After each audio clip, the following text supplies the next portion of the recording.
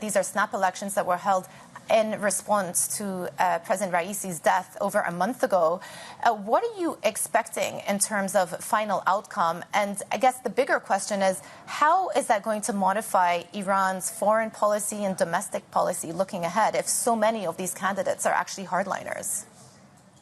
Well, actually, nobody was expecting this election to take place, so there was no preparation for that. There was no internal campaign in order to select a candidate for the future, considering that Raisi most probably would have been re-elected in 2025.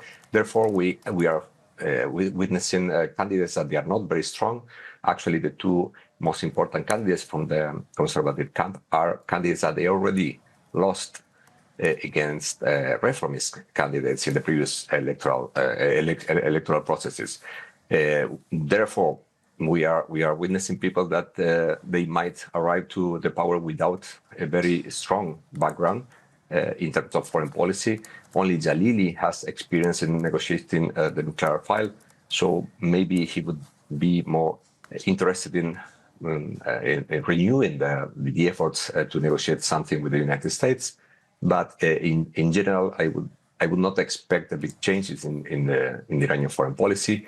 Raisi managed to get some gains during his short term, considering that several initiatives were initiated by Rouhani, Ahmadinejad, and Hatami in the past, and he was just harvesting what the other people were producing since the very beginning. So, without a big change or the implementation of a unique doctrine, Raisi managed to achieve many things, mainly regarding the GCC states, reaching an agreement of normalization with the United Arab Emirates and Saudi Arabia.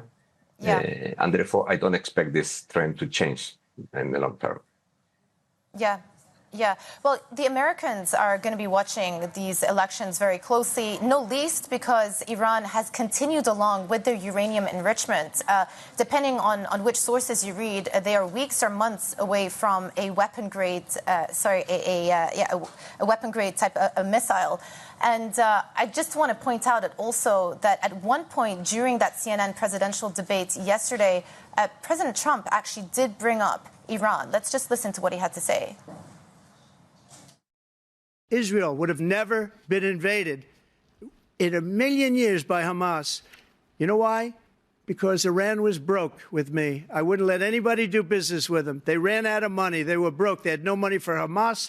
They had no money for anything. No money for terror. That's why you had no terror at all during my administration. By the way, I'm the guy that organized the world against Iran when they had a full-blown intercontinental ballistic missile attack on Israel.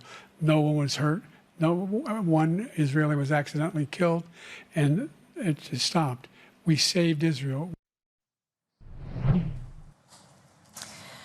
Luciano, what do you think the new Iranian president is going to mean for Iranians' nuclear ambitions and the possibility of re-entering, perhaps, into talks with the U.S. about restraining some of those nuclear ambitions?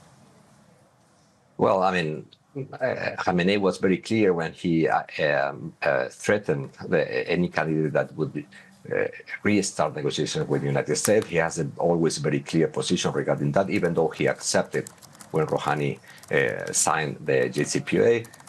However, I don't think any of the candidates will be very open in saying that this is a real possibility, considering that they felt totally betrayed by the Trump administration, considering that any of the candidates at the end of the day in the United States are pushing for a renegotiation of the JCPOA or reducing the sanctions against Iran.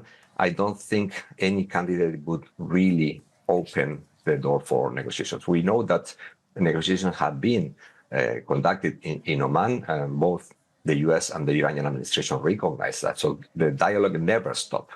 However, it's very difficult to think that there's going to be a breakthrough in the nuclear negotiations, regardless of who is winning. Pezeshkian, in the unlikely case he is winning, he will not be able to do anything because he will be prevented to do so by the parliament and by the leader himself.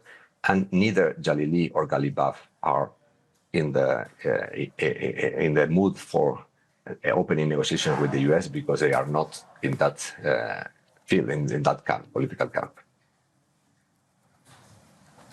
How closely do you think Iran is watching the developments in Lebanon? How closely are they speaking to Hezbollah about what to do vis-a-vis the border with Israel? Is there any feeling that they're distracted by the presidential elections that are taking place, or do you think that they have an active role in the decision-making of what happens in the south of Lebanon right now? Well, Iran has always looked closely what's going on in Lebanon since the beginning of the war in October. Of course, they have been distracted for a while, but the campaign was very short. I mean, it was not very big problems in deviating a lot of attentions to the internal politics because not many expectations were created internally. Therefore, they are still focused on what is going on in Lebanon. Of course, many things were happening in the last few weeks in terms of increasing the tension between Hezbollah and Israel. It doesn't mean that Iran is actually behind the rising tension. Hezbollah has been always linked to Iran, but not always following 100% the instructions from Tehran. So I don't think that elections or this electoral process that was very, very, very fast and very quick affected in any way the relation that the IRGC mainly is having with Hezbollah along this war. Do you see this being blown out into a full-blown war? Do you see it being escalated into a full-blown war between Israel and Lebanon?